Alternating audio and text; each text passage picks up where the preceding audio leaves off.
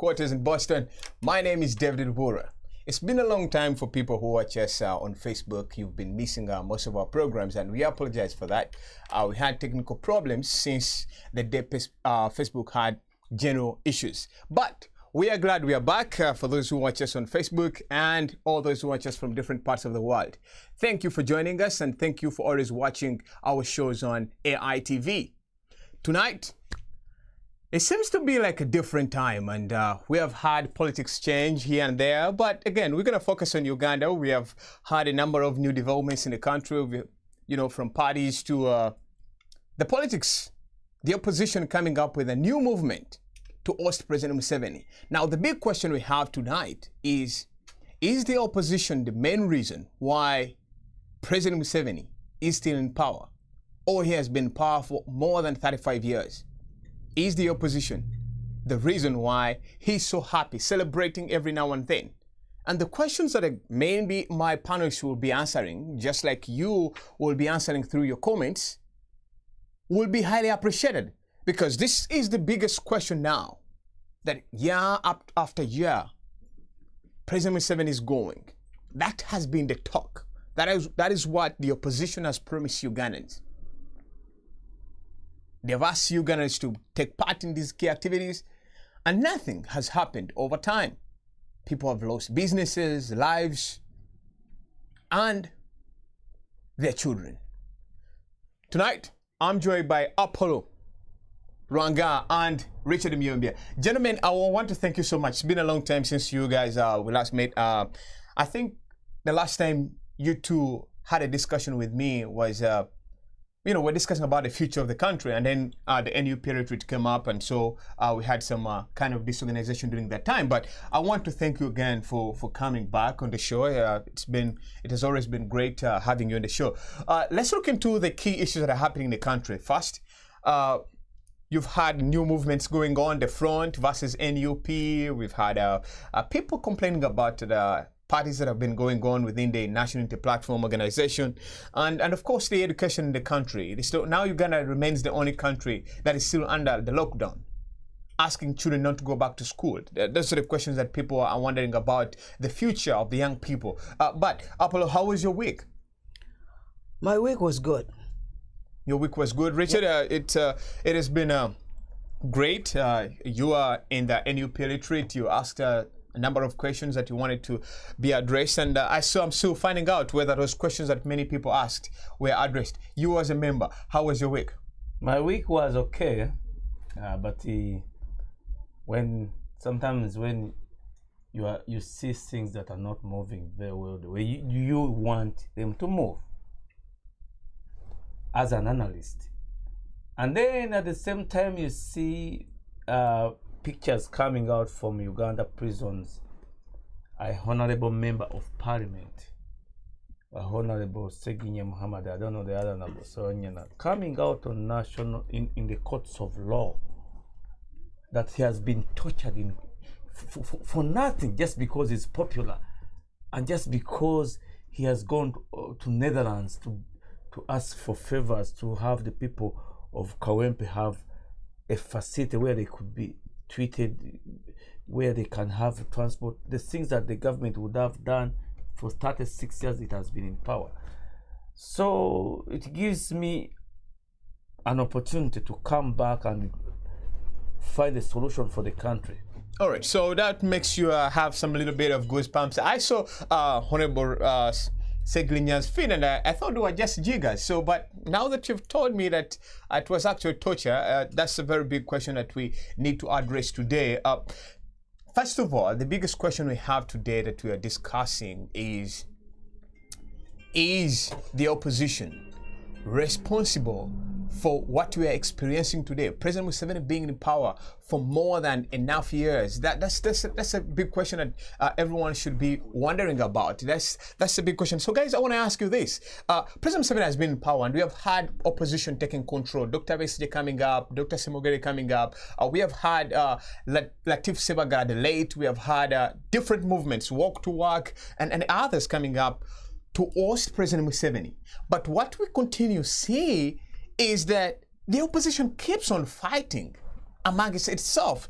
Recently, based on what we have seen so far, is Dr. SJ, with a number of key political veterans, came up together to say, hey, enough is enough. We have had different movements and now we have to come up with a front with the aim of putting pressure against President Museveni's government and put it down.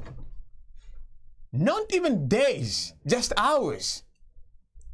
The opposition and within the opposition, people fighting over power.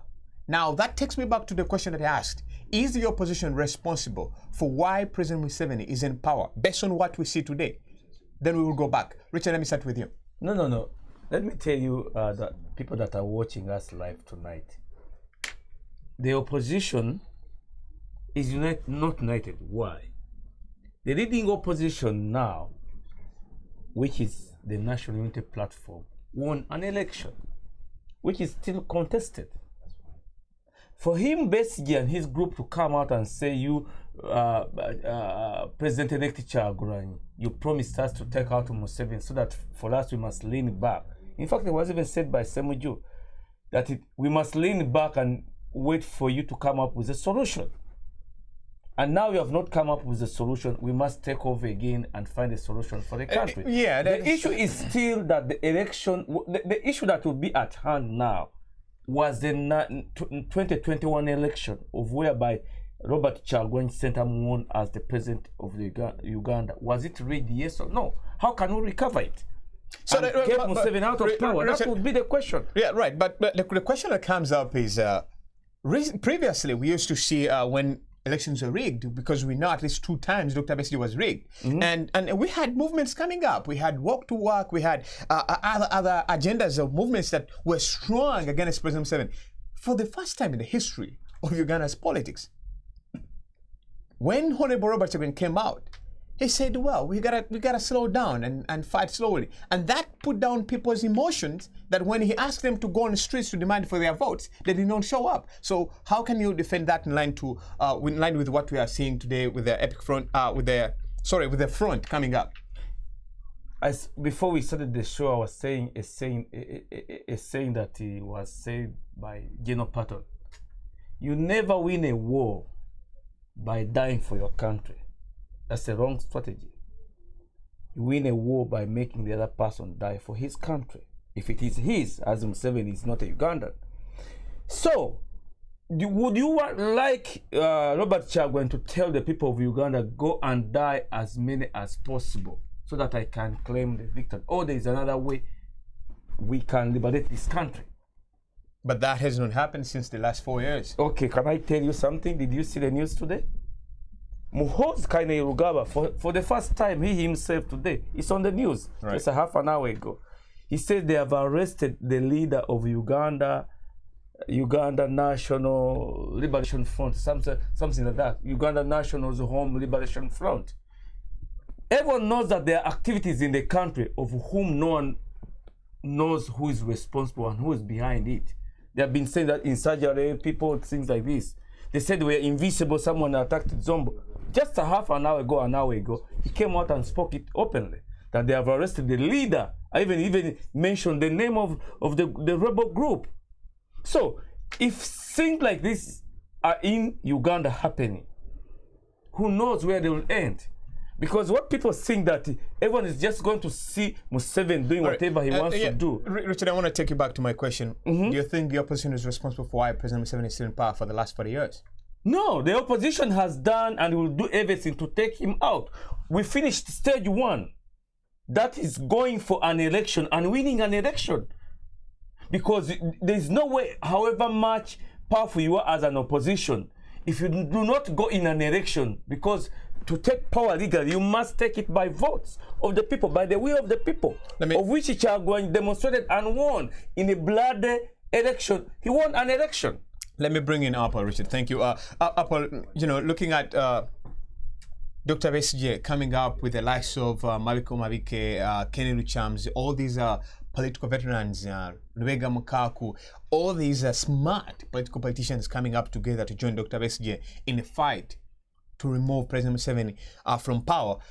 And then we're seeing a little bit of confusion within the opposition. National Unity Platform says we're not joining you because when we asked you to join us earlier on, when we are staging a move to host President Museveni, FDC said we are not going to join them. Now, is this fight going to bring about change in the country, or we are seeing more of the same? Now the question is, who is joining who? That's where the question is. Who is joining who? And who has the ball among the people? Who is the one who is calling, come and join us? And the one who is saying, come and join us? Who has the ball? The government has the ball. So if you see a team that came to verse with another team that has been taking a trophy, and they don't have a trophy, and when they reach in a field, they begin fighting. By the way, you will never find dogs fighting for nothing. Sometimes they are fighting for the small things. You will never find a dog fighting for a cow, a big cow. They're fighting for bones. Now this is the opposition in Uganda. They're fighting for bones. I heard one of these excited young man, they put in a position of maybe assistant spokesman of NOP. He came with his excitement and said that they cannot join a small team. They're playing in Champions League. They have Ronaldo. Then the question is, what did your Ronaldo has done, which others failed to do? This is where the problem is. The confusion of opposition in Uganda is the root cause of all the problems Ugandans are facing. You can't fight for what you don't have. You can't accuse me for what I don't have and what you don't have. That's it. Then that brings confusion. And another thing, I think there is a problem about talking about. I don't like this word, come and join us. Even if it's Noop and you say, come and join us, I cannot come and join you. Your argument is, technically what it's trying to mean is that the opposition has failed to come up together to say, hey, listen, I have this, you have this, let's join hands and fight against President Museveni. The word would have been, let's join our hands together, not come and join me. You get what I'm saying? We are joining. What have you done? Before we are starting 2021 elections, some of us, we came on the show, we talked to these people, we told them National Unity Platform, this has been happening, this is that. And these people abused us completely to the ground. And we are trying to tell them that whatever you're going to do, it has... But that does not mean... I'm glad you've talked about the before 2021. The National Unity Platform reached out to FDC and asked them, why don't we join hands and we front one candidate? FDC failed to do that. Now, FDC feels like, well, this is the right time we need to work with NUP. Now, NUP has to join the front, led by Dr. Bessie. He told you, what does that mean? This is the logic. He told you that they won elections, right? Even if FDC refused to join them, they won what? Elections. That's it. So that means they were capable to win elections without FDC, without anybody else, right? Can I interject? You said that. Yes, I did. Yes, that's what I'm saying. I want to first. Did I say anything wrong? No. You said you won election. Yeah, can I interject? Yes. So okay. So Richard, I want to bring you in on that some point that looking at you mentioning the issue of NUP won the elections, but there are a number of things that are legally binding you. One, you went ahead and selected the leader of opposition. That was one of the things that made people back not to fight for their freedom. Look, I'm just going to quote a record, just one record. This week, there's an issue of an election in Bunya. You know Bunya, there's a Bunya South constituency somewhere there. And one of, in Mayuge sub-county, maybe it's in Busoga. Right. One ED, Isabidie, was kicked out, and an NRM diehard who had cheated an election. I want you to go and look at that application, the way it was presented in a high court, not a small court, in a high court of Uganda, to sort out that application. And the evidence that was tendered in irregularities, beating people, arresting the opposition, the observers, and everything. The army took over an election of which this man was declared a winner illegally. So this was done. This is the High Court of Uganda. This was done in the whole country of Uganda, of where if a High Court can dismiss someone from an elected position, what about a leader that was elected on false, I don't know, publication of results by an electoral commission?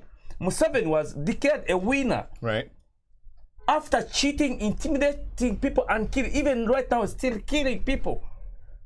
And the High Court or the Supreme Court of Uganda was not able to sit down. It was biased. All right. So you see, no. Now we are coming out to issues that we must address. So Museveni, someone is sought out of a position because of irregularities that were done by the NRA. Right. And Museveni is an elected president of the Republic of Uganda. Or Republic of Uganda on the same practices, but he's untouchable because he made himself a constitution where he has all the powers to elect the electoral commission, to declare himself a winner, to use the military, to use the police, to use the security against the civilians that are electing him. But and you think we don't have a crisis in the country? Hold on. Let's look at this. Listen. But they were, right. Listen to me. Whatever he's saying is right. I think they are becoming knowledgeable about this. Because this is what we said before. If you're telling me that in that taxi or in that Uber is driven by thieves, and you tell me, and then I resist going into it, and you who told me tomorrow I see you in it, who is the one to blame? They went in elections knowing Bobby Wine himself stood on NBS and said Kano Kizza Besigye won 2 times and his election was stolen. Then you went in the same thing, which you know this man is the one who choosing the electoral chairman. He's the one who appointing the judges. He's the one who does everything. I don't want these people to tell us that they didn't know where they were going. So, all right. So, guys, I want to thank you I gotta thank you so much for that. But you know, I want to come back to our audience. The question that we're now talking about is, for the last 38 or 40 years, President Museveni that he has been in power or fighting for power or trying to control the power. There is a question that has not been answered before. Could it be that the gentleman is in power because the opposition has given him the opportunity to stay in power for all this long? Because here's a reason why we have actually come up with this kind of a debate today. Every time the opposition tries to come up together, they are divided within the opposition. Remember the TDA? Now we are seeing the front versus the National Unity Platform. Everyone feels they have the power, and they feel like one party should join the other instead of these two organizations sitting down together and working together. Could it be a power problem within the opposition that is keeping President Museveni in power, reaching up to 2026, despite people thinking before that he won't even reach 2021?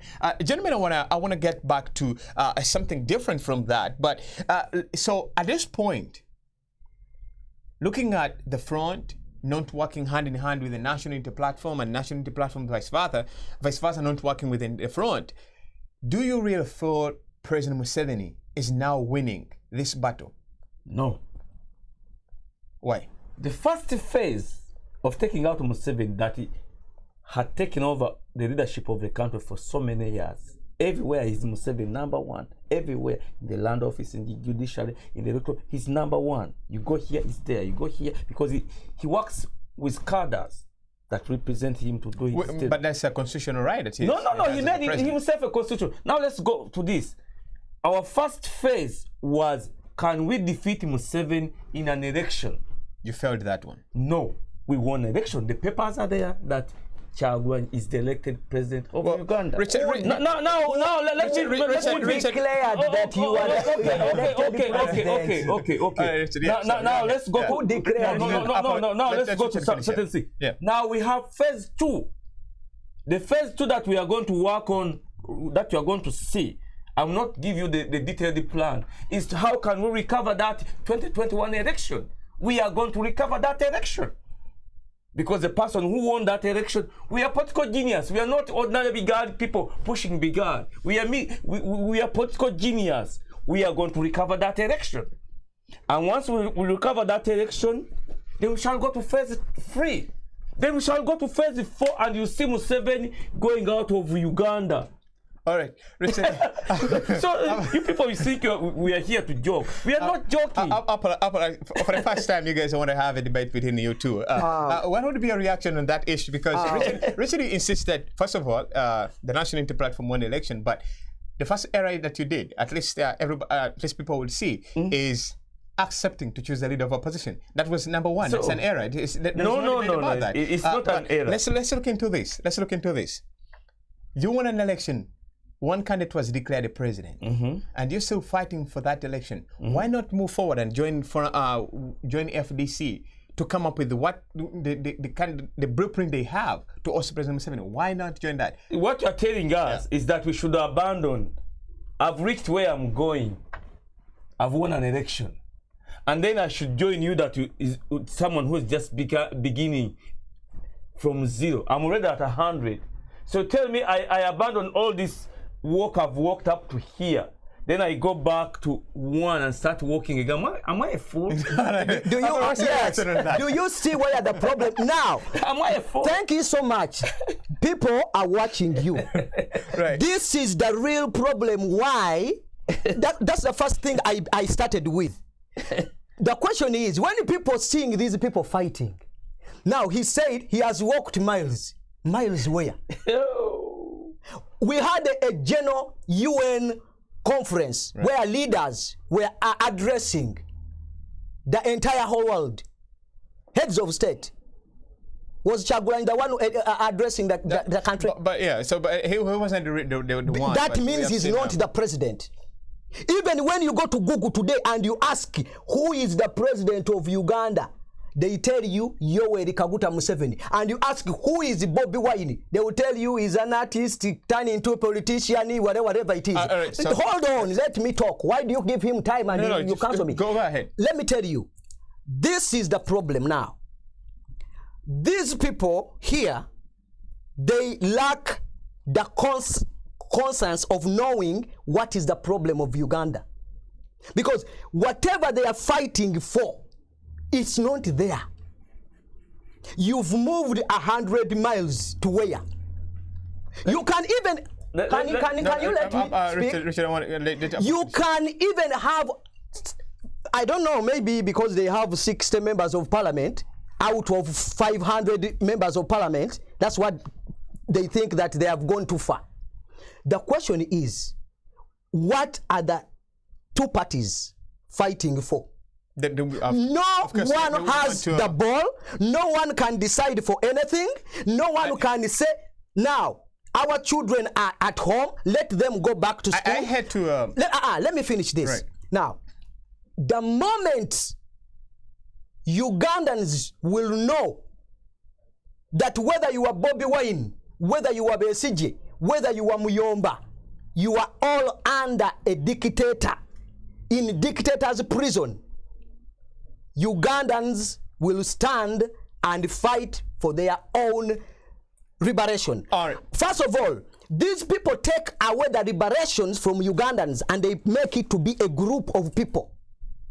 That's why even I was challenging them. When they go here to demonstrations, you see 100 people, 200 people, they only have one flag of Uganda, and they're all putting on Bobi Wine's t-shirts. Gentlemen, what are you portraying? That was going to be my next question. Richard, based on your understanding, you've been following up on these political activities that have been going on in Uganda. The biggest question I want to ask you today is, where does the opposition go wrong?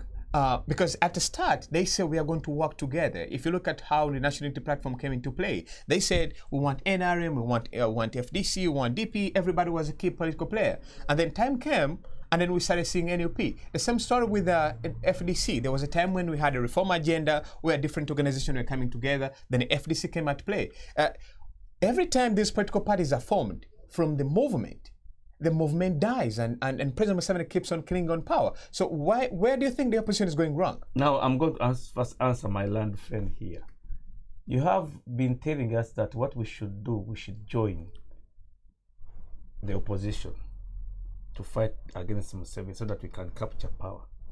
When the 1980 election was reached, it was Museveni who had got one constituency that called Semogere. I'm old enough to know it because I was a young boy. I could see. He called it, let's go, let's join together and fight to liberate a country. Let's join Lule, because Lule had been outside from power and was in prison, and Museveni goes and works with him. Let's join. Then there is a maneuver. Museveni is very clever, but that's why we are watching him on every angle. He maneuvers them. All the people that we are fighting because an election had been rigged, and Museveni was fighting to restore that election. When he won using a popular idea and the population of the country, he put him, the person that had won an election, put him in the backbench and gave him a position as a minister. So do you want Robert Kyagulanyi, the elected president of Uganda and the leader of the NUP, to do the same mistake? Or should he go and pursue the victory of an election that he knows that is on the ground, on the paper? Museveni being declared by Electoral Commission, right, and Robert Kyagulanyi withdrawing the case from the courts of law does not mean that he has conceded. Kyagulanyi has never written a letter or NUP that they have conceded the defeat of that election. When that alone, can I ask you a question? Proves that we have not given up. When Robert Kyagulanyi withdrew the case, his case in court, what did he say? No. He withdrew a case. What did he say? Did not write a letter of conceding. He said those are the courts of Museveni, which Joel Osenyonyi is celebrating of winning. Now, let's go back on issues. I want to thank you for that. Let's go back on issues. Right. Let's go back on double standard. Let's stop talking about personalities. I want us to now you say, because the world is watching what you guys are debating. Okay, now you are asking us about the ballot box, isn't it? Right. So where does that opposition, where does it go wrong? Because the reason I ask that, every time we've had these movements coming up, and so they form these political parties. Every time they've made these political parties, the main agenda of bringing Ugandans together fails. And I gave an example of a reform agenda during Dr. Besigye's time. When they came up with Forum for Democratic Change as a party, everything collapsed. Then we had another time of recently of the People Power Movement, which was strong worldwide. The time they came up with the National Unity Platform as a political party. Now they're sidelining all other political parties because they have one agenda they believe in. It's no longer it's no longer something that is unifying them. So where do these political parties go wrong? Let me answer you. Let me answer you very well. What I observe as a political analyst, the situation that is on the ground, the movement of the army on all the borders of Karamoja, Masindi, Arua, even now they are admitting everywhere, proves that there is a rebellion, an armed rebellion that is going to take place or is already in place outside the country or in the country. They now admit openly, like you saw in the newspaper today.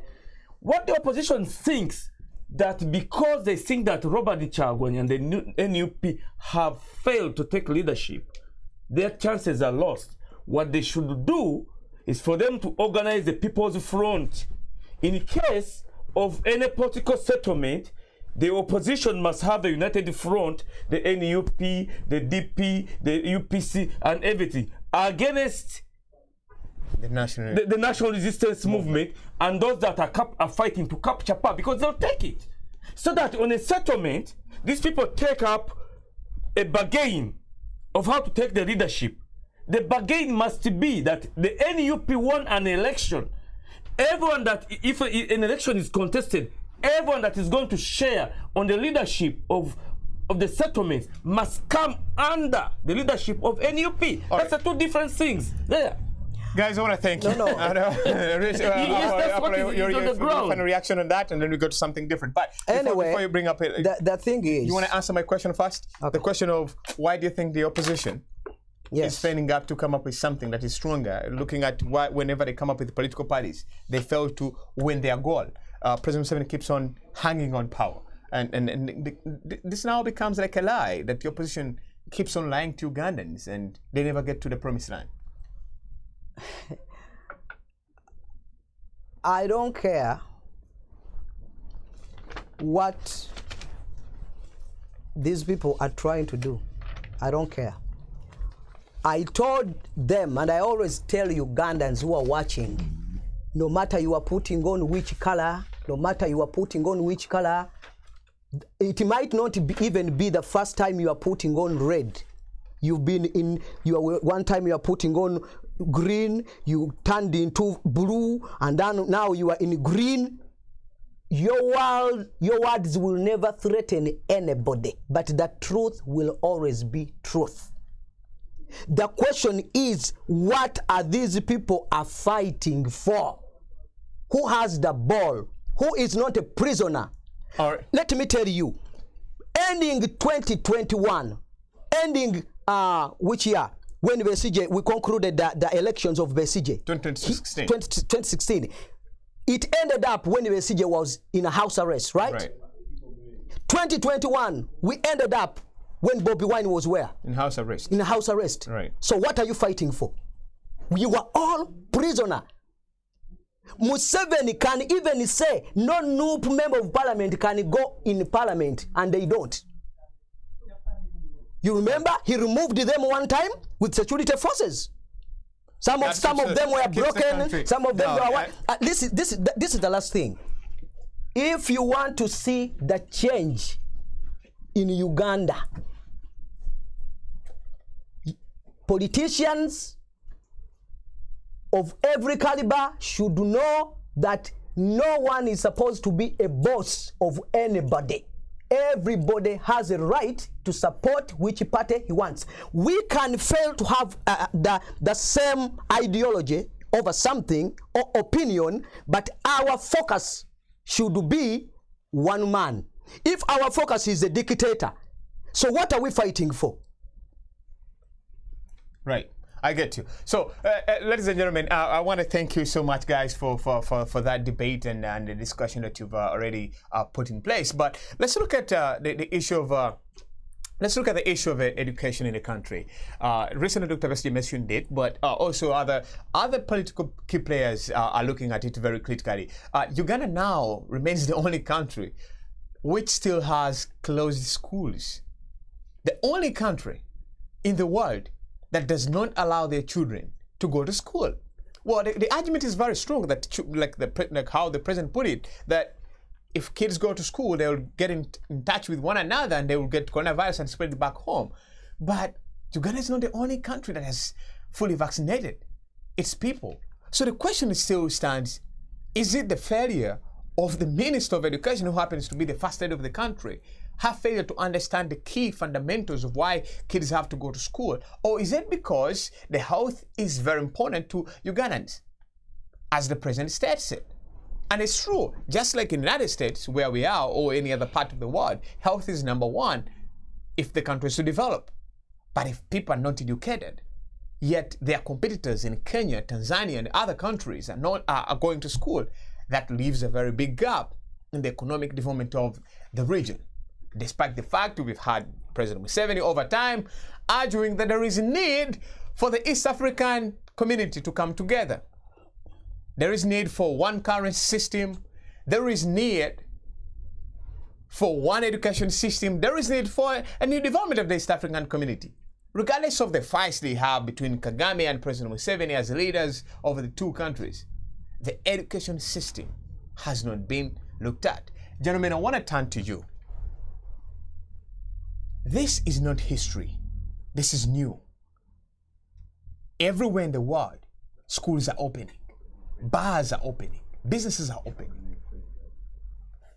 Is it a game being played by the current government to keep children back home, or it's just a right fight against COVID virus? Let me answer this one. You know, I've always heard these people, the GNT, the Museveni, the cabinet, talking about issues that are so stupid. I'm using this word. Even the best scientists in America do agree that a child not more than 12 years of age, the youngsters, it's very difficult to get coronavirus. In Uganda, people go to school I went to school at the age of 3.5 because I always wanted to go to school. So you have an age of 4 to 12 sitting at home fighting coronavirus, getting pregnant. And the reason why Museveni and his wife, they are doing these things, it's very simple. They are begging the international community. They are borrowing massive money. They have just been given over $1 billion every time they're giving them money. This money is swindled and taken by these people. Uganda is in debts.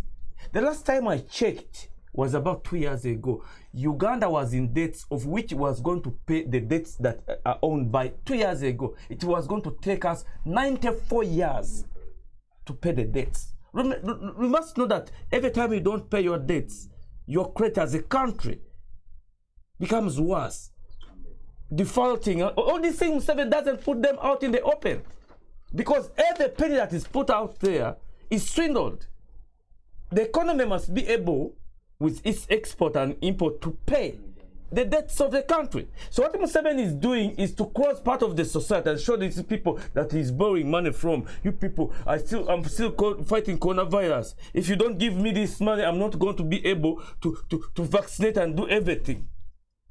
So the reason why Museveni is not opening school is political, to make sure that he gets money from these people where he's borrowing money, so that he can pay the debts of the country, because every penny. So how do you tell me that Museveni comes on the national television, he says he have amassed himself a great wealth, and one of his ministers, Muhwezi, the paper publishes him in a weekly that he has money swindled somewhere in a big account, right, in dollars, not Ugandan shillings. The amount of money they get in the minerals of Uganda, gold, everything, where does it go? Why is it that everything that Museveni is doing is in secret? This is our country. That's why we're fighting for our country. These people are destroying our country. You cannot tell us that for 2 years you're going to keep the schools closed. This 2-year gap, how will we cover this 2-year gap when people don't go to school? All right. Even getting basic education. Apple, I want to bring you in. Apple, looking at the education system, we know that the foundation of the development of any country is basically the education. And at least we know here that without education, you can't get a better job, or if you, in most cases, even coming up with a job is very hard, or coming up with a business is very hard. And the country seems to be not interested in making sure that kids go back to school. President Museveni has been in power. The wife is... The strangest and most important point of this discussion is the wife to the president of Uganda, who has access to the best, is the Minister of Education. And her department is now becoming the weakest department. And that question that has not been answered yet still leaves us in a limbo on whether actually the first family is interested in making sure that the kids actually, or the country develops its education system. Not forgetting, Uganda still has the worst education system, where kids study about Tennessee Valley Authority and others, versus understanding the political history of its economy. Other countries are moving forward. In the United States, they study about American history. In Africa, they study about European history and other countries' histories. Guys, Apollo was still talking to you. Where is the problem? Has the First Lady failed to understand the importance of education in the country, or it's just a game played by the First Family to immerse themselves or keep themselves in power? I think when you make, this is the first mistake Ugandans did to allow Museveni to be a god of them, that everything they have to beg him, even in the field where he doesn't know. I've never seen even Museveni in a gown that he graduated in any university. Never. But if you find a father who has never gone to school, it is very rare for him to support his children to go to school. Even when they begin and they say, okay, they are chased from school, you say, okay, stay here, and zenasoma. So you can't expect that. Another thing is, you allowed Museveni to be the god of Uganda. You should face that until when you know that we should learn how to talk issues. First of all, these are the issues we are supposed to address. But the country is politicized everything. It is political. Right. They are in political trend, not national concerns and issues. This is the things I want to come and we talk about, not politics, not whatever it is. Some people, like, I should have wanted to hear people fighting for this issue, the opposition, talking about this in the parliament. You get what I'm saying? I'm just seeing people marrying, opening houses. Can I Let me talk. Let me talk. No, Richard. I know he has hit on a very so. Yeah. So when someone else comes in with something, and then they all rise up and say, okay, for us we are this. Have you been talking about this? I've never seen even an FDC member of parliament putting a motion in a parliament. Why our children, Rwanda is open, Kenya is open, everywhere is open, are still home? Never. When it comes in times of politicizing everything, they come up and fight for petty things. This is the national concerns and issues. Our children are still at home because Museveni has become a god of Uganda. Religious leaders, they have to beg Museveni to fellowship their believers. I mean, to open up churches. Right. Cultural leaders, they have to ask for Museveni. Even with small things, they have to go on their knees to ask Museveni. Right. Until when we create unity in Ugandans, among Ugandans, and we fight for the cause, that's when we will see Uganda is delivered. All right. So, Richard, what will be? Okay. Richard, what will be? Let's look at the Chagwan, the NUP policy of the education system. Right. During the campaign, the NUP came with a policy because we argued, and the Museveni's wife went up to the floor of parliament because Kadaga called her and said, look at this. The problem of the country, that part of the problem that why the country was behind was the education system was never reformed right from 1950s. They went on little changes, but no reform. The Chagwan, the NUP came up with a good plan, is to overhaul the education system and refight exactly to the American education system, even the exchange program. Those are dreams. We're talking about reality. Now. Okay, now. Don't bring hopes and dreams here. Okay. Now let me first finish my submission. Yes. What Mrs. Museveni saw that the NUP that we are giving up a better idea for the country, which people were supposed to decide for themselves. Right. Because this thing that Mchara Museveni is the one to decide for us is wrong. Let it go on a referendum. Which political system, which economic system, which education system do people want? This must go on a referendum. Mchara Museveni went up to the floor and they said, no, we are going to use the exchange program and curricula of the Chinese, of which the Chinese come to America to study. So who is fooling who? So these people are taking us way back beyond the time because of their political ideologies, that they don't work with the Americans, they work with the socialists, the Chinese, and the communists. That's the whole idea. We as a country, we shall go in a referendum and decide our own destiny. Where do we want to take our country? The second thing, the issue of Museveni, that you're saying everything that they're begging from him. When Museveni went to fight a bush war, people believed him as the savior because he had engaged a very ruthless dictator, Milton Obote, who killed almost 1.5 million people in Uganda. Museveni was trusted by everyone, and after the war, he said, "You people, I am going to make a constitution that will transform this country into a better country. Give me a chance." Right. Some of the things that you see in the constitution, I was on the constitution assembly every morning, every evening, because I was part of this program that was looking to see a better country that we all need to. And Museveni made himself a constitution of which he gave himself all the powers. And there are people, I think there were about 36 of them, that had refused to sign that constitution. He threatened them. I was there. I could see. So this thing of Uganda that is a constitution is a constitutional crisis. NUP or the people in the diaspora are going to come up with a constitutional conference. All right. We are going to debate these issues and have a substitute on the side, because now we are awake, we can see. All these things are on the agenda, how we are going to take back the power. Why people in diaspora? Why not people? Can you make a conference in Uganda today concerning a but constitution? that is the starting point of the struggle. Unless That is the starting. Many of you who are supporting Chagwan, you didn't go even to vote. Don't despise Ugandans who are facing tear gas guys, I want to thank and you problems. so much, but stop that. Let's set up with this.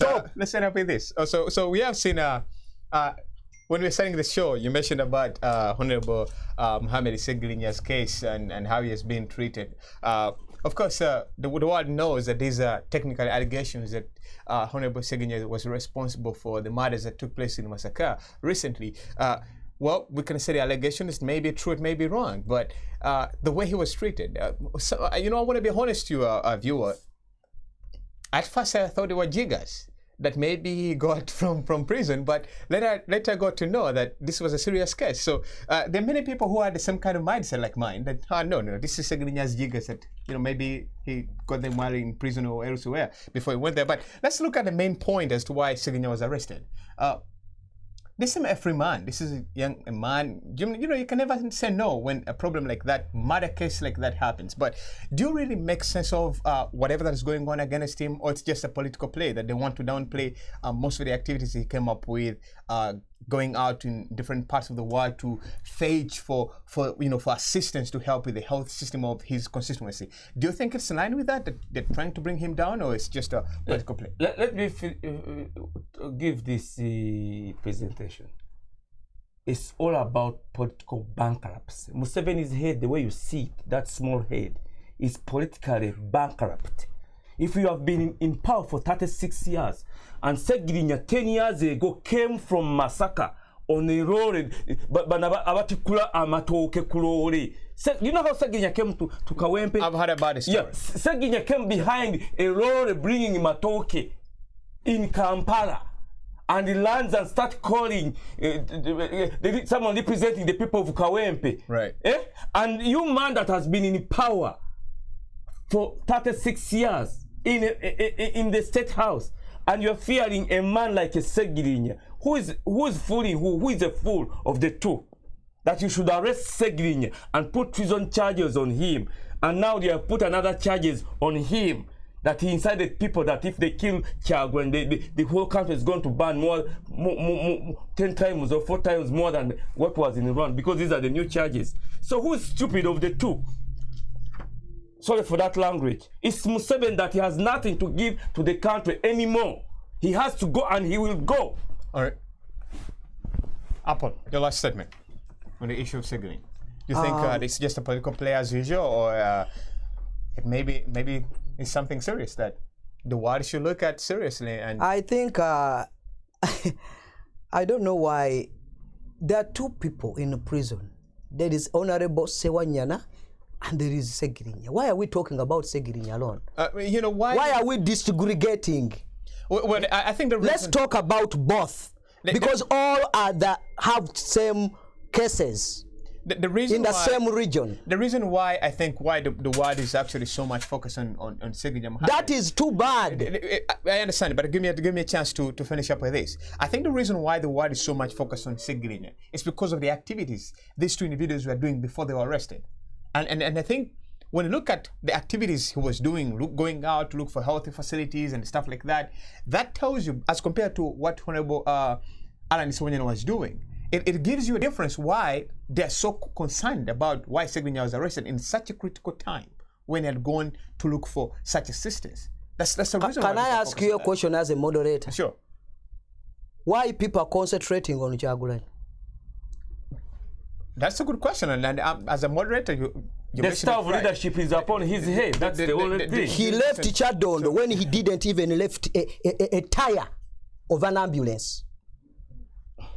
It's not about what you put in a place. It's about humanity. So people, good, you've answered the question. It's not about what Segrinya is doing. He's a very strategic young man. I respect him a lot. So and I think being that caused him to face all that.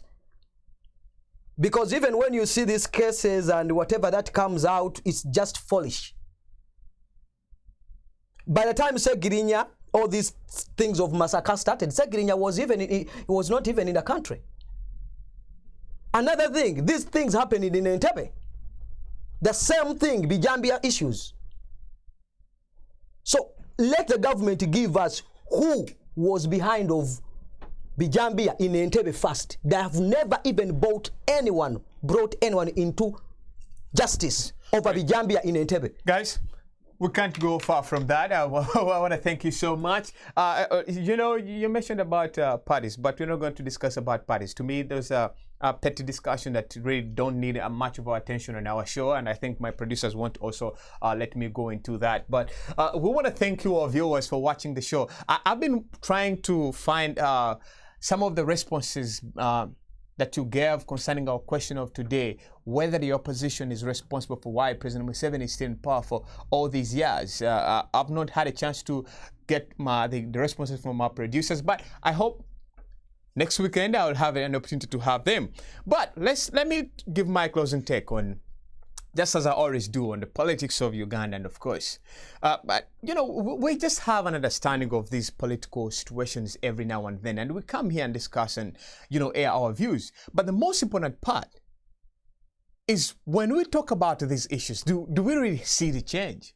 I mean, I want to give you an example of the political players that we've had: Dr. Besigye, Honorable Robert Kyagulanyi, Michael Mavike, and others who have been so vocal in the recent past, or even since 2000. President Museveni has still remained in power. Maybe the opposition is to blame for this. Their disunity, lack of accountability, transparency, the greed for power within the opposition, the love for money, could be the reason why President Museveni is still hanging on power. For now, I want to wish you a great weekend and great rest of the weekend, and of course a nice week. And coming up next is Your Voice. Well, wait for this. They may be talking about what happened in the recently concluded NU period that happened in Boston. I didn't get a chance today to talk about it with these guys, but I know in the coming show that's going to be a very huge topic to discuss. There were a number of questions that were raised, and pretty much starting from next weekend, we are going to go to these individuals who organized this retreat to find out whether they actually tackled the questions that many diaspora people were wondering. Watch out for that show coming up next weekend on AITV out there. Have a good week.